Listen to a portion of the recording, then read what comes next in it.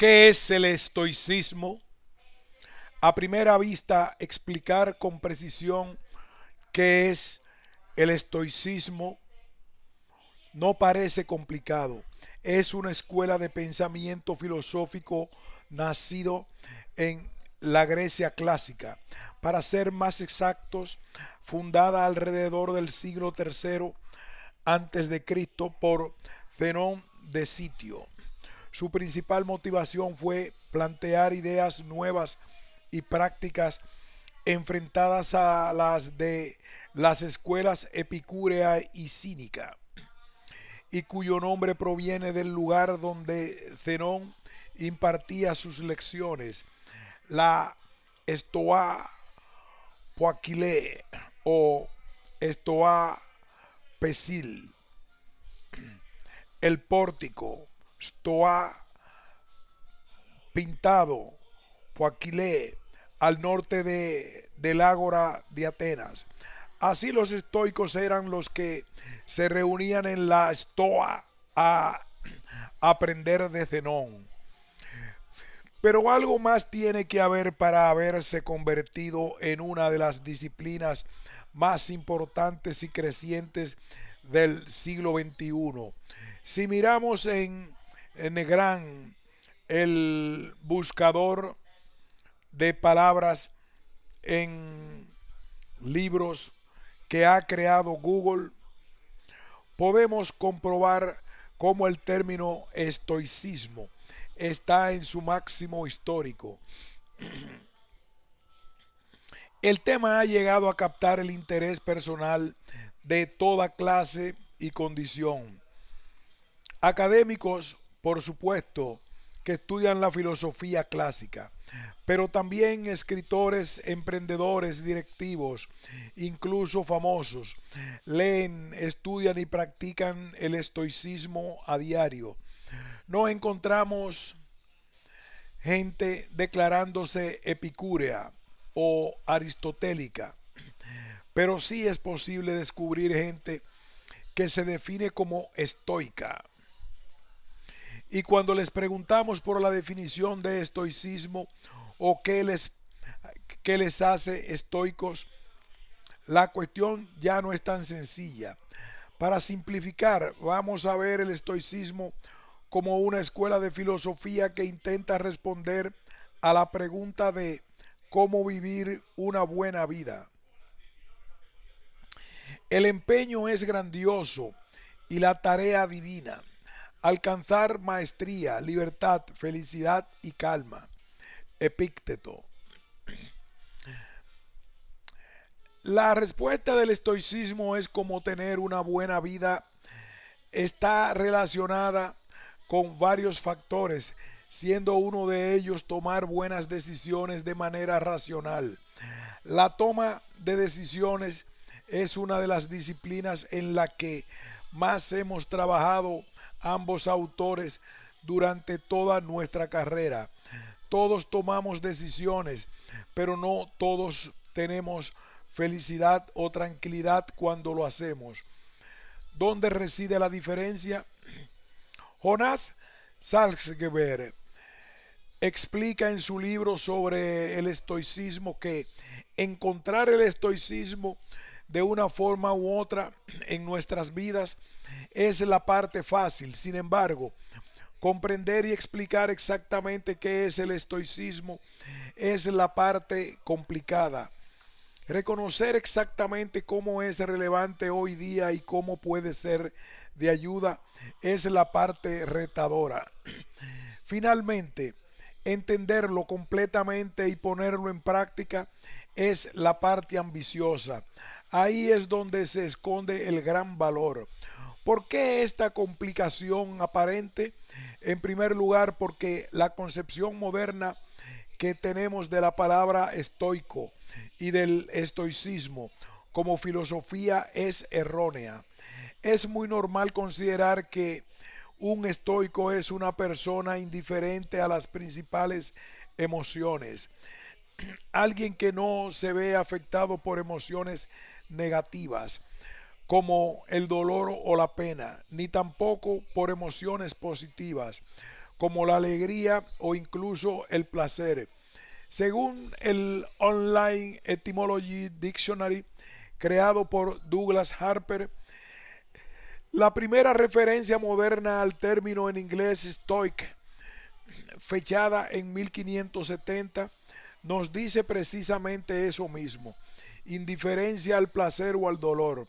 La definición moderna de estoico en el diccionario Merriam-Webster en inglés es alguien que aparentemente no se ve afectado, no muestra pasión ni sentimientos. Pero no eran así realmente los antiguos estoicos, ni proponen, ni proponen ser así los modernos, ni pretenden deshacerse de toda emoción, ni son ascetas. Su objetivo es alcanzar un estado de serenidad, ataraxia, que no pueda ser afectado por los inevitables altibajos de la vida. Pero esta tranquilidad básica que buscaban si les permitía momentos de gozo. Es muy probable que hayamos encontrado en algún momento la siguiente plegaria, conocida como plegaria de la serenidad. Dios, concédeme la serenidad para aceptar lo que no puedo cambiar, valor para cambiar las cosas que puedo cambiar y sabiduría para reconocer la diferencia. Se atribuye al filósofo ético y teólogo americano Reinhold Niebuhr, recogida por uno de sus discípulos en 1932. De hecho, existen textos parecidos en la obra de Epicteto, referente estoico, así como en el budismo. Como se puede comprobar, no se centra en la idea de poner la otra mejilla, sino más bien en ser activo y proporcionar una guía sobre cómo actuar, sin olvidar que hay cosas que no podemos controlar. Pero esta concepción errónea no se encuentra únicamente en el mundo anglosajón. Nuestro diccionario de la RAE define el término en su primera acepción como adjetivo con el sentido de fuerte, ecuánime ante las desgracias. En la segunda y la tercera se centra en lo relativo o perteneciente al estoicismo. Y quienes siguen la doctrina del estoicismo, de nuevo enfocado únicamente en situaciones negativas, alejado de su definición original y posterior evolución hasta nuestros días. Así que, para entender mejor el estoicismo y poder definirlo, vamos a dar un repaso a sus orígenes. El nacimiento del estoicismo. Fundado por Zenón de Sitio, nuestro héroe desarrolla sus teorías partiendo de dos grandes influencias. Por un lado, lo que aprende como cínico, es decir, miembro de la escuela filosófica de los cínicos. Por otro lado, desarrollando su pensamiento como contraposición a la escuela de Epicuro. Este proceso de creación de una nueva escuela era bastante típico. Para estudiar a los filósofos y sus corrientes de pensamiento es muy valioso entender su historia. Como haremos más adelante, su obra, por supuesto, pero principalmente con quien habían aprendido, aunque quedan textos diversos, la mayor parte de su conocimiento se transmitía entonces de manera oral. Sus enseñanzas se hacían en un lugar característico. Así, tenemos la academia en los jardines de Academo, daba clase Platón. El liceo, un gimnasio donde impartía cátedra Aristóteles. La estoa, el pórtico donde impartía docencia Zenón. Y el jardín, el huerto más bien de Epicuro. Con el tiempo, un estudiante de una determinada escuela que acudía como oyente podría comenzar a desarrollar nuevas ideas a partir de las ideas allí discutidas. De este modo, ampliando, detallando u oponiéndose a la misma, terminaba creando en algunos casos su propia corriente de pensamiento.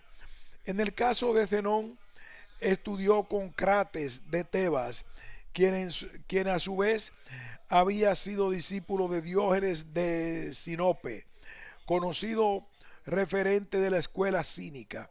El término cínico viene de la palabra kion, que significa perro, y se los conocía así por su manera humilde de vivir. El caso de Diógenes es absolutamente extremo. Este filósofo se hizo famoso por convertirse en vagabundo e intentar vivir sin deseos y como lo mínimo imprescindible. Como dice el refrán, predicaba con el ejemplo, en su caso hasta el extremo de llegar a vivir en una tinaja y prácticamente sin propiedades materiales. No dejó enseñanzas escritas, pero sí se escribió mucho sobre él. Hay numerosas leyendas sobre Diógenes y su comportamiento. En psicología su nombre se asocia a un síndrome, un trastorno del comportamiento que implica abandono de la higiene, desconexión social, aislamiento voluntario y lo más llamativo, acumular desperdicios. Paradójicamente, más que guardar cosas sin tino ni medida, el objetivo de Diógenes en su vida era buscar la virtud y consideraba que para conseguirlo el camino era renunciar a las posesiones materiales, hasta el extremo de negarse a poseer casi cualquier cosa, por básica y necesaria que pudiera ser.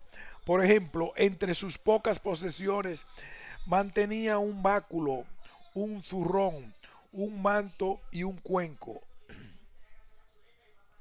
Un día vio a un niño beber agua de lluvia usando sus manos como recipiente. Avergonzado al ver al muchacho, decidió deshacerse del cuenco en ese mismo momento. Ni siquiera podemos asociar su interés a la economía circular de compartir.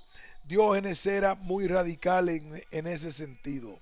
Sus ideas y modo de vida pueden parecer complicadas de seguir como para crear una corriente de pensamiento importante. Pero más allá de su entrega personal a la causa, Diógenes planteaba ideas muy jugosas para la época.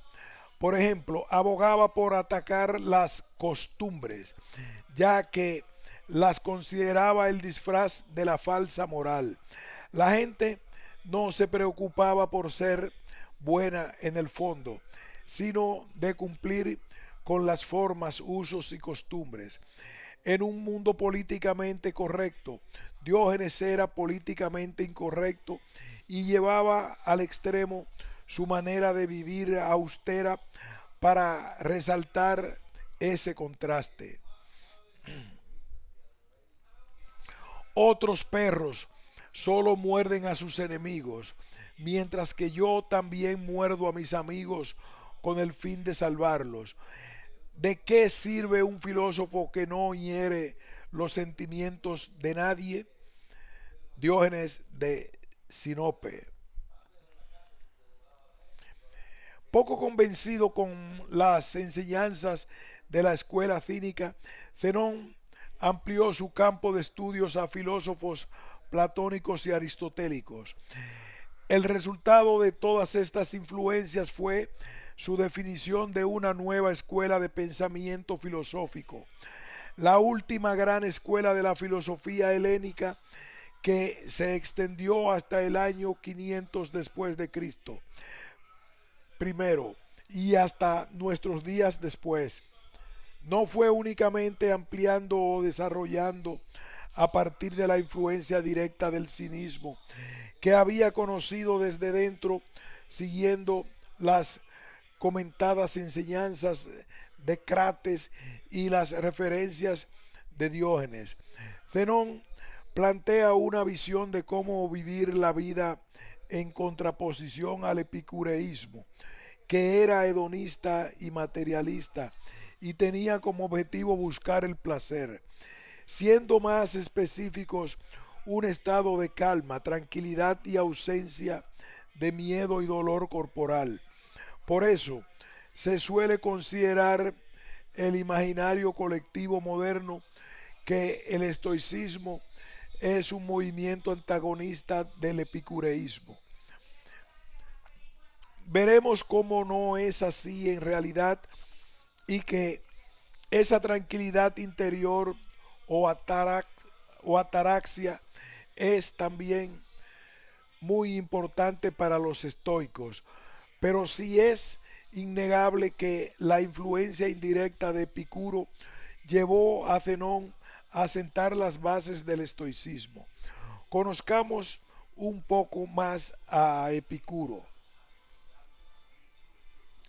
No es posible vivir feliz si no se lleva una vida bella, justa y virtuosa, ni llevar una vida bella, justa y virtuosa sin ser feliz. Epicuro. Epicuro también desarrolla una filosofía por oposición.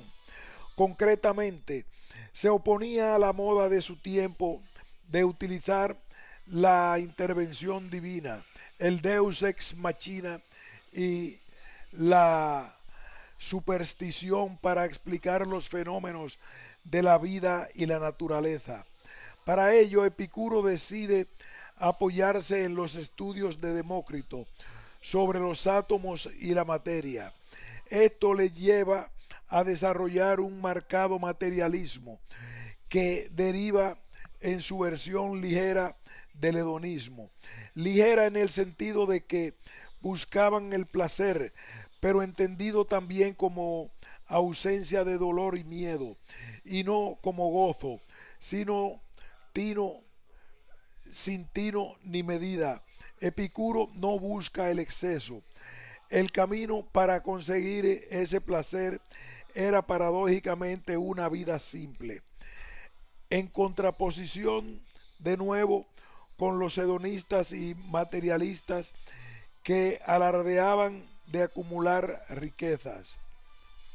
Argumenta nuestro héroe que el placer es el eje principal de una vida plena, pero que debe ser obtenido de manera moderada para evitar sufrimiento por exceso o su defecto.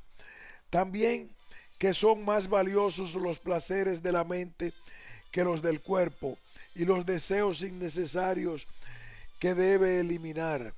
Paradójicamente no consideraba el sexo necesario y estaba en contra del amor apasionado, lo que nos puede dar una idea de por qué algunas corrientes perduran en el tiempo y otras lo tienen más difícil en su batalla contra las hormonas, salvo que deriven en secta o religión.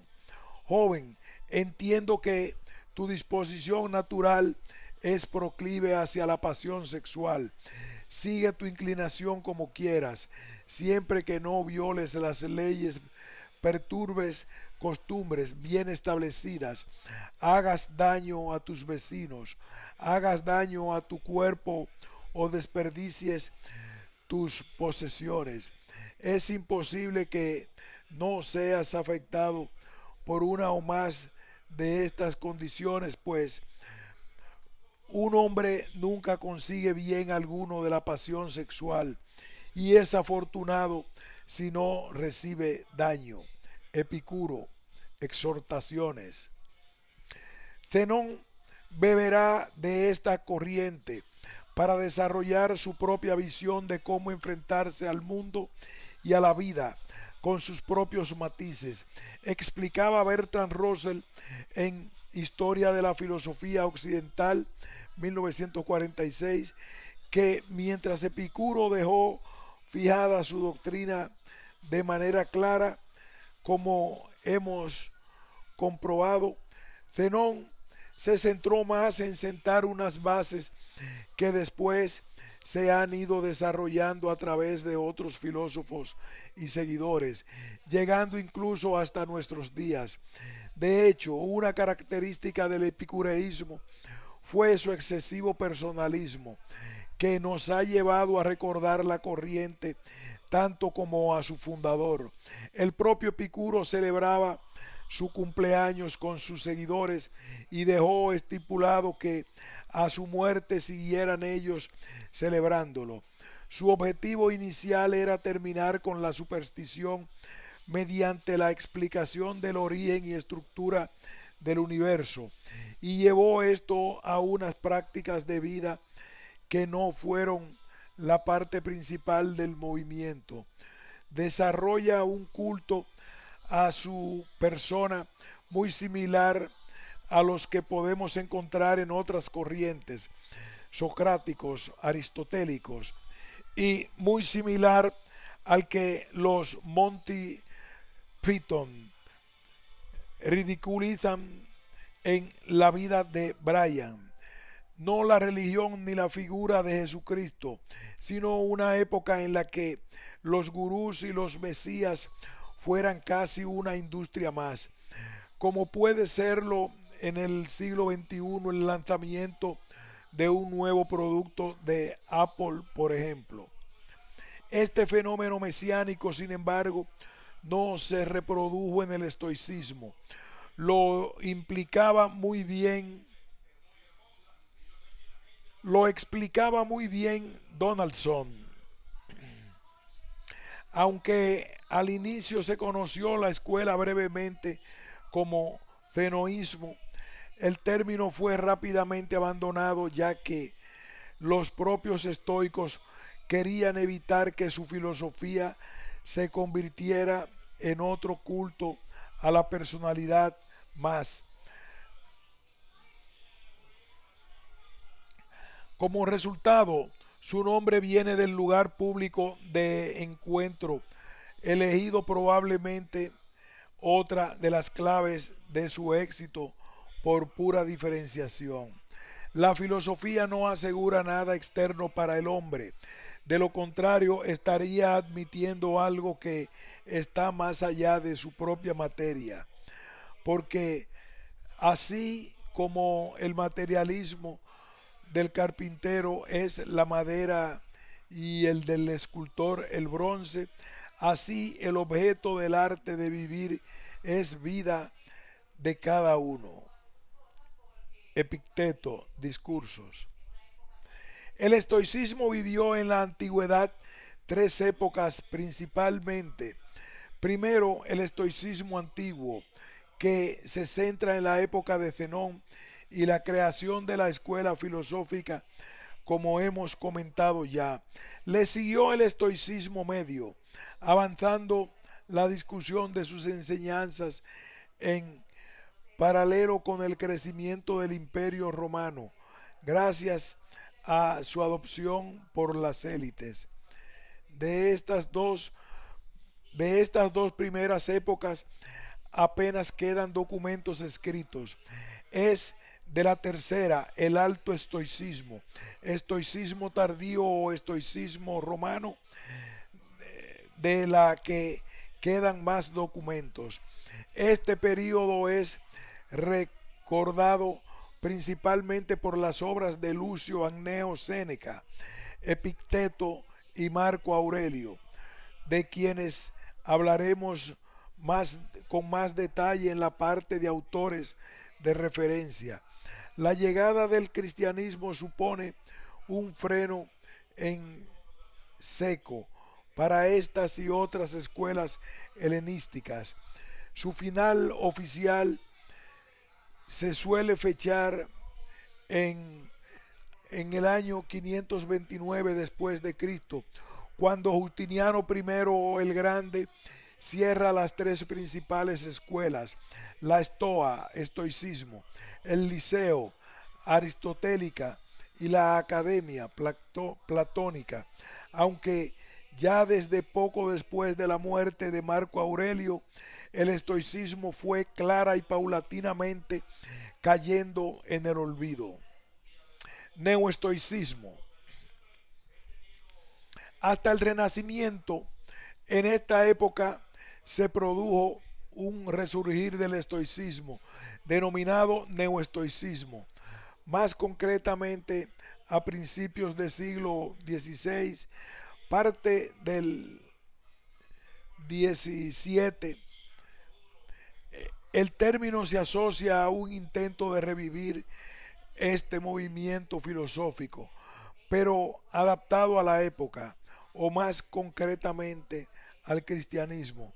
Aunque pueda parecer lo contrario, en este caso no aplica el famoso refrán de si no puedes vencerlos, únete a ellos. La idea no era tanto volver a poner de moda a los clásicos estoicos en su totalidad, sino más bien recuperar la aplicación de sus enseñanzas prácticas adaptada al pensamiento del momento. El creador e impulsor del neoestoicismo fue Justo Lipsio, un humanista belga. En su obra sobre la constancia 1583 se centra en cómo enfrentarse a los problemas externos, reforzando su carácter a partir de las calamidades vividas por él y con un enfoque práctico en el resto de su obra interna, a apoyarse abiertamente en el estoicismo antiguo, adaptándolo a sus propias creencias cristianas. Sobre todo, su objetivo era encontrar consuelo y ánimo ante la adversidad, centrándose más en la parte moral y virtuosa que en la argumentación filosófica de la escuela estoica que veremos más adelante. Lipsio adapta muy bien el estoicismo alto, el desarrollado bajo el imperialismo romano, así como las referencias de Marco Aurelio. El motivo es que era más fácil para una Europa imperial interesarse primero y asimilar después las disquisiciones de un, de un idolatrado. El motivo es que era más fácil para una Europa imperial interesada primero y asimilar después las disquisiciones de un idolatrado emperador romano. Cualquier tiempo pasado ya se sabe, pero no solo él, la intelectualidad europea reavivó a los Séneca, Epicteto y Cicerón, buscando en los estoicos consuelo para su vida.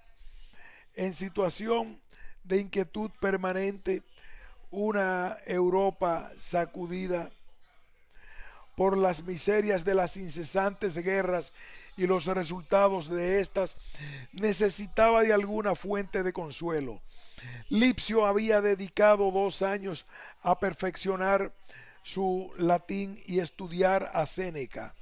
Se encontraba en el centro del continente y era más aséptico promover una filosofía de 2000 años atrás, en medio de los turbulentos tiempos vividos y por vivir en la vieja Europa. Así, se centraba en el cultivo de la mente y una vida interior como medio para encontrar la verdadera bondad y desarrollar una resistencia voluntaria o resiliencia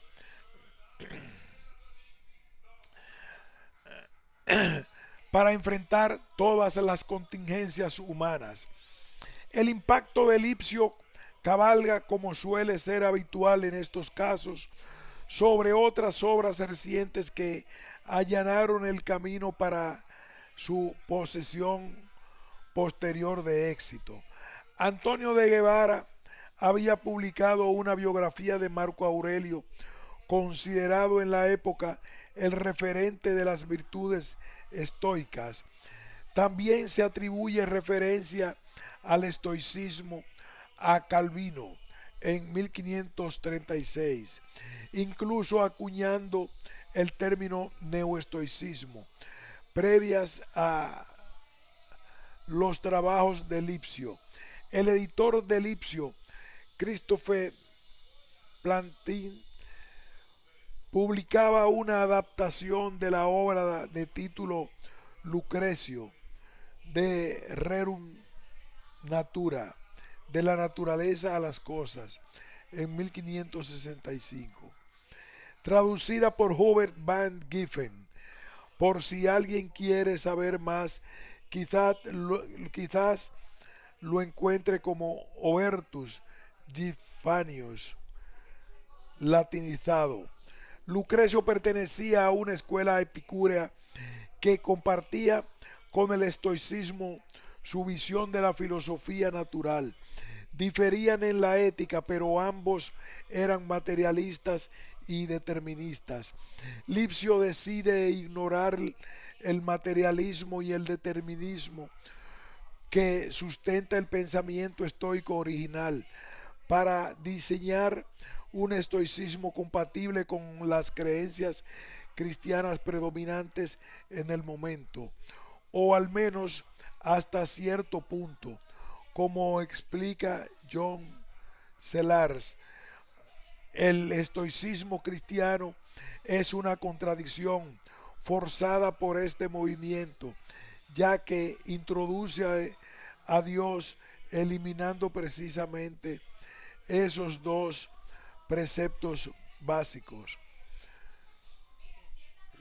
Los intentos de Lipsio de construir una ética secular basada en el estoicismo romano terminaban siempre relacionando la moralidad con la religión.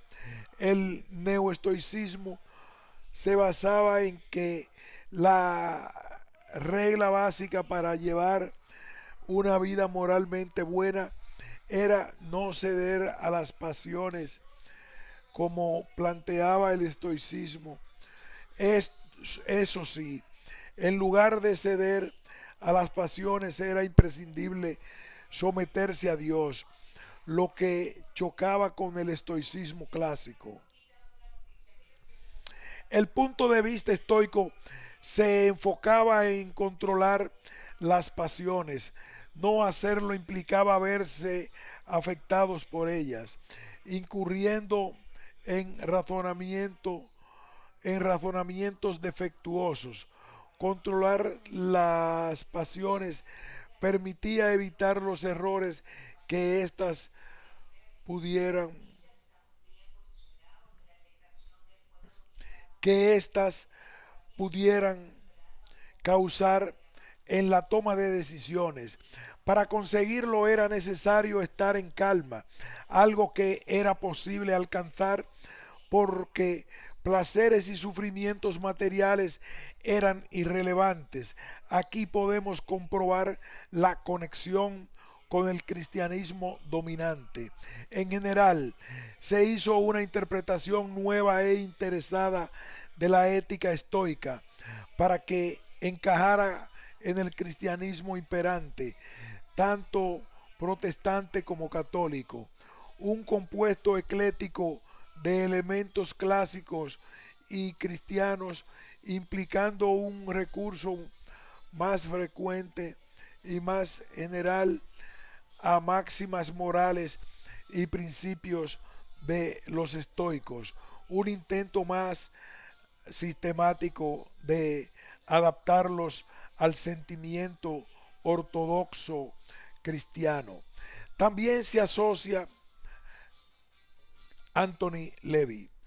También se asocia a este movimiento a Guillaume Dubert o Pierre Charron en Francia y a Francisco de Quevedo y Villegas en España, quien tradujo en su momento la doctrina estoica del Epicteto en 1635, junto con traducción de Sobre la Constancia. Fueron las dos primeras obras estoicas publicadas en español. Que los dioses te den años. Lo demás correrá por tu cuenta. Francisco de Quevedo y Villegas. Carta a Lipsio. El movimiento neoestoico es relevante porque su objetivo no era simplemente revivir el interés por los filósofos clásicos de esta escuela en particular, sino aplicar sus enseñanzas para que se practicasen en el día a día. Si el objetivo de una filosofía es ayudarnos a vivir la vida, el objetivo de Lipsio y el neoestoicismo era facilitar sobrellevar el pesar cotidiano de sus vidas, un sentir muy parecido al que nos encontramos en el estoicismo contemporáneo. Surge en un momento particular como respuesta a una situación de crisis y con un enfoque muy práctico. Primero descubre la persona que quieres ser. Después haz lo que tengas que hacer. Epicteto. El estoicismo contemporáneo o moderno. El estoicismo ha resurgido con fuerza desde la segunda mitad del siglo XX.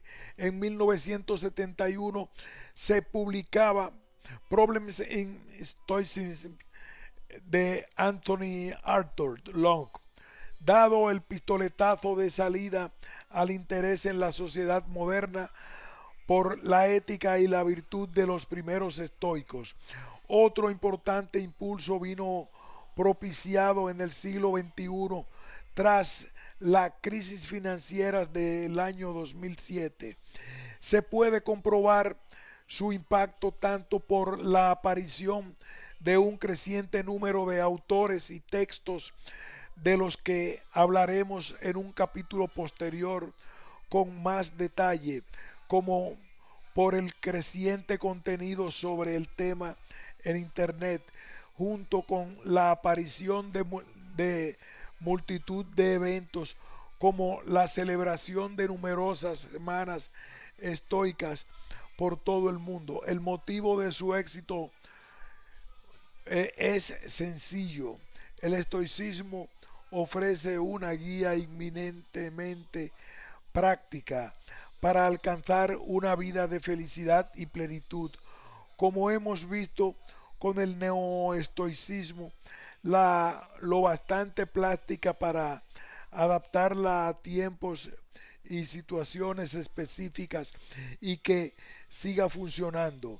Por ejemplo, aunque obtener riquezas materiales no es su objetivo principal, el estoicismo no reniega de ellas e incluso las acepta como un efecto colateral del proceso. Este nuevo estoicismo también adapta los clásicos al lenguaje moderno. Por ejemplo, a través de los memes y los mensajes cortos y contundentes en diversos medios sociales. El medio es el mensaje.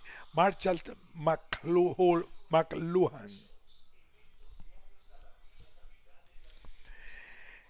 Cualquiera que haya estudiado filosofía en el instituto o la universidad recordará con pesar que gran parte de los escritos de los pensadores de cualquier época son complicados de entender.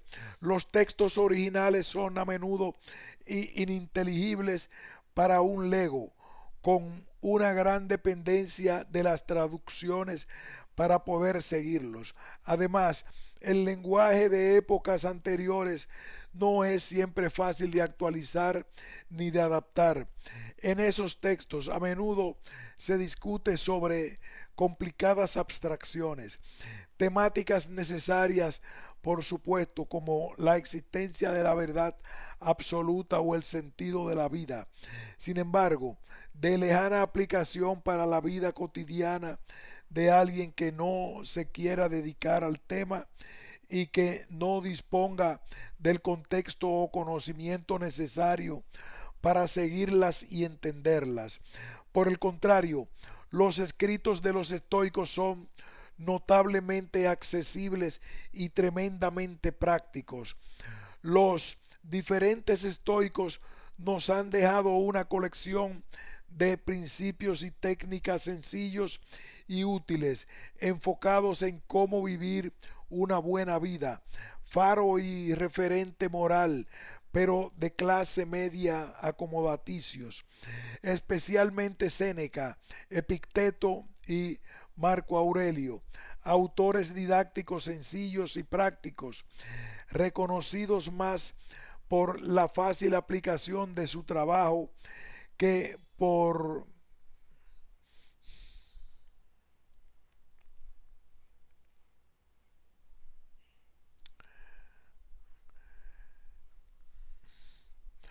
la fácil aplicación de su trabajo que por sentar las bases fundamentales filosóficas del estoicismo. Sus escritos, cartas y charlas están además pensados para la difusión, normalmente en un ágora a una audiencia cercana, pero estos magos del storytelling, de la narración, consiguieron que sus textos no pierdan impacto y foco con los años.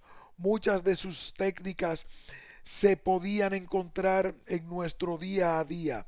Son aplicadas o adaptadas por psicólogos modernos, siguiendo diferentes corrientes que las han incorporado por su facilidad para proporcionar herramientas prácticas y generar hábitos de comportamiento saludables. Tampoco se puede negar que los medios sociales y el consumo de contenidos más cortos y de rápido impacto han facilitado la difusión de sus textos y enseñanzas. Así, tanto Twitter como Instagram, para empezar, y posteriormente otras redes sociales, se han llenado de perfiles que difunden enseñanzas estoicas, directamente clásicas o sus propias versiones modernas. En su blog, Eric Scott explicaba que la potente combinación de redes sociales y unos pocos libros y artículos muy publicitados ha relanzado recientemente el estoicismo con una curva de crecimiento exponencial. Grupos en Facebook, eventos presenciales denominados Stoicon, campamentos estoicos, podcasts y comunidades de interesados en la temática por todo el mundo. Australia, Estados Unidos, Irlanda, Escocia, Canadá, Finlandia, Portugal, Reino Unido, Polonia y España, entre otros muchos países, cuentan con comunidades de estoicos notables y crecientes. ¿Por qué se ha dado este fenómeno? Conozcamos un poco mejor las bases del estoicismo. Principios del estoicismo. El estoicismo es una filosofía racional basada en la ciencia y la razón. De hecho, los estoicos se vanaglorian del uso de leyes como la de causa y efecto. Sin embargo, el objetivo de esta filosofía es subjetivo y emocional: alcanzar la felicidad, o más bien la eudemonía. ¿Quién no quiere ser feliz? ¿Cómo no vamos a querer saber más de una disciplina que nos ayuda a ser felices y vivir una buena vida, pero además lo va a hacer de manera lógica, racional, científica? Es la combinación perfecta en el momento perfecto. El proceso para conseguirlo implicaba como paso imprescindible el autocontrol basado en la sabiduría, el control de las emociones personales basado en el coraje y la capacidad de raciocinio. Era absolutamente necesario para poder enfrentarse a la realidad que no se puede controlar Y es que una idea básica que debemos aprender en el estoicismo es que en la vida hay cosas que podemos controlar y otras que no. Pero lo que sí podemos hacer respecto a las grandes eh, pero lo que sí podemos hacer respecto a las segundas es controlar cómo nos afectan, controlar nuestras emociones. Fin de este ensayo.